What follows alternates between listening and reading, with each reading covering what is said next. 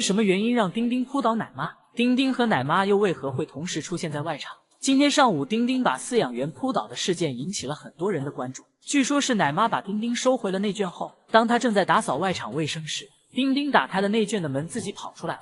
奶妈刚看到后也是很警惕，但在丁丁尝试进员工通道时，奶妈不顾自身安危，迅速跑过去关门。因为如果丁丁进入员工通道，就有可能走出圈舍了。一旦接触到外面的陌生游客，后果将难以想象。所以当奶妈看到丁丁再次尝试进入员工通道时，奶妈还是冲了上去薅住丁丁，阻止他。即便是这样，丁丁的状态还是很平静，直到着急回到员工通道的奶妈和丁丁撞了个照面，丁丁才开始追向奶妈。因为现场游客的声音很大，丁丁有些兴奋。奶妈虽然很努力在用手阻止丁丁的靠近，但还是被丁丁推得连连后退。最后丁丁用手抱住了奶妈的腿，把奶妈扑倒了。丁丁趴在奶妈的身上，虽然摇晃着脑袋，但并没有下嘴咬奶妈，指甲也是收着的。受到惊吓的奶妈对着丁丁大喊了一声：“丁丁，你要干啥？”意识到自己不对的丁丁立刻就背过身去，这模样像是一个犯了错的孩子。奶妈迅速跑开，丁丁也没有再追，而是等奶妈回到员工通道后，方才慢慢起身。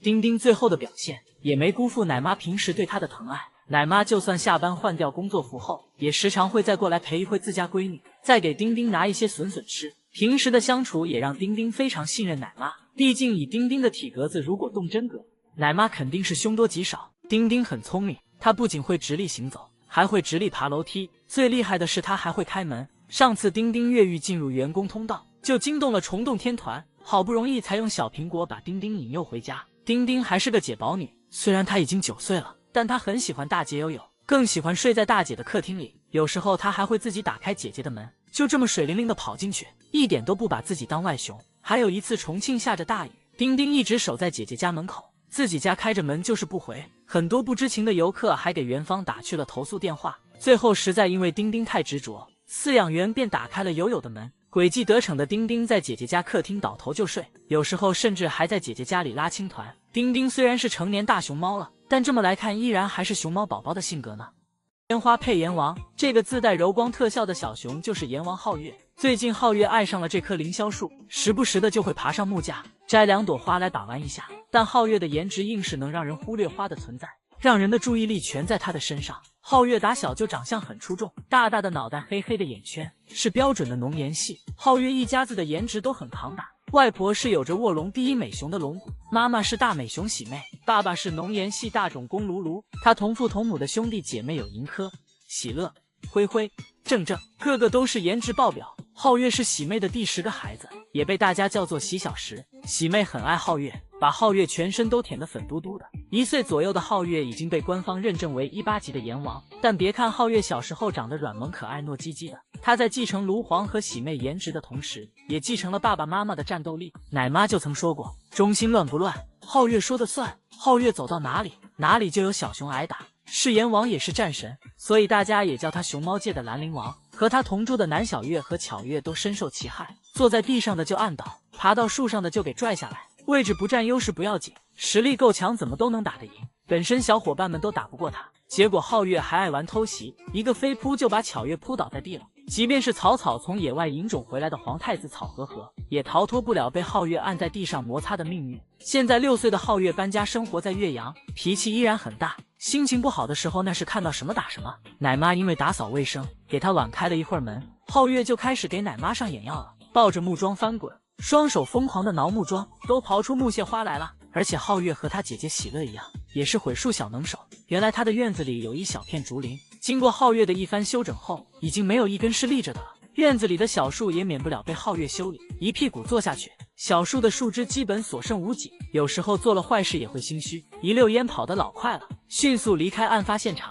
树梢蹦迪那就更不在话下了，就是皓月摇的这几下，看起来多少有些惊心动魄。皓月应该也知道自己很好看，他出场的时候还要耍帅，先是一个前空翻，再顺势掀翻自己的饭桌，然后面向游客一脸微笑的定在那里。看着他这么好看的脸，咱就说他毁几棵小树怎么了？换句话说，小树就一点错都没有吗？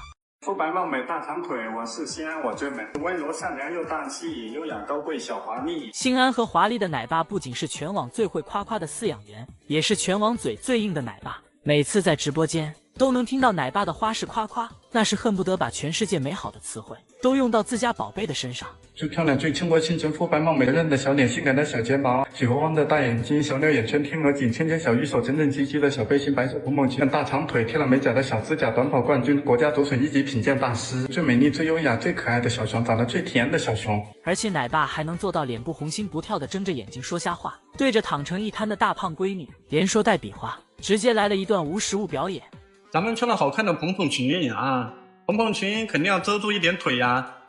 你看这边是马甲线、腰线啊，这边，然后这边是大长腿。然而这还都不是奶爸最厉害的地方。当现有词汇不够用时，奶爸还会发明创造新的词汇。这天新安又摊成一摊，睡在地上躺吃，肚子大的屏幕都装不下了。准备夸自家宝宝腰细的奶爸，脑袋飞速运转，竟没找到一个合适的词语。于是他突然灵机一动，开始他的发明创造。你看我们的，我要新定义一个词语啊！你看宝宝的腰啊，我们的手机屏幕一样大啊，以后不叫 A4 腰了，咱们叫那个手机腰啊。手机你看咱们竖起来啊，腰正好装下，对吧？果然，只要男人想哄你，总是能想到办法。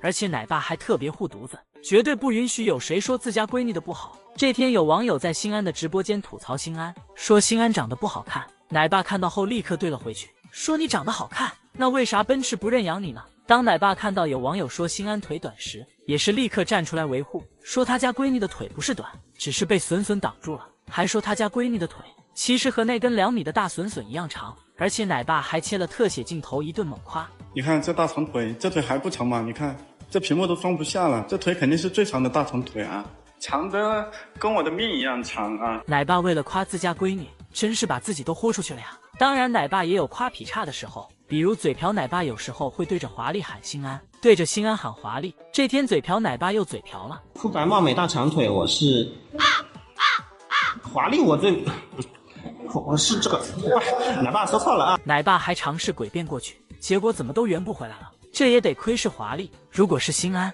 又得骂骂咧咧嘟囔他半天了。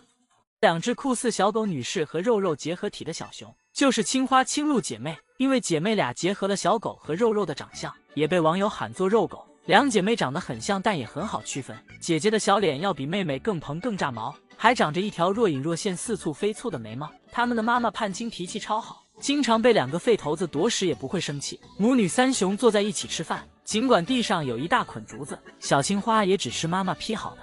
短短3分钟，小青花抢了盼青妈妈7次吃的，每次都是妈妈刚劈好就被青花夺走了。有时候夺过来能吃上几口，有时候甚至闻闻就丢掉，然后再继续抢妈妈手里的。尽管盼青妈妈忙活了半天也没吃上几口饭，但却全程没有丝毫反抗的意思。盼青妈妈表示我能怎么办？自己生的娃那就自己疼呗。青露抢妈妈吃的那就更搞笑了，小家伙一脸崇拜的看着妈妈嘎嘎炫饭，瞬间感觉自己手里的竹子不香了，鬼精鬼精的小眼神偷偷瞄着妈妈手里的竹子，一直在等一个可以下手去抢的契机。等到盼青妈妈把手里的吃完，又准备重新去劈一根的时候，小青鹿感觉时机到了，2只小手扒着妈妈的胳膊，仰着小脸痴痴地看着妈妈，看似在撒娇，实则小手已经去拿妈妈手里的竹子了。一顿糖衣炮弹输出后，盼青妈妈手里的吃的就跑到了青鹿的手里。盼青一脸的无语，估计当时心里默念了10遍自己生的自己生的。而青鹿一边嘎嘎炫着从妈妈手里抢来的吃的，一边用小脚蹬着妈妈，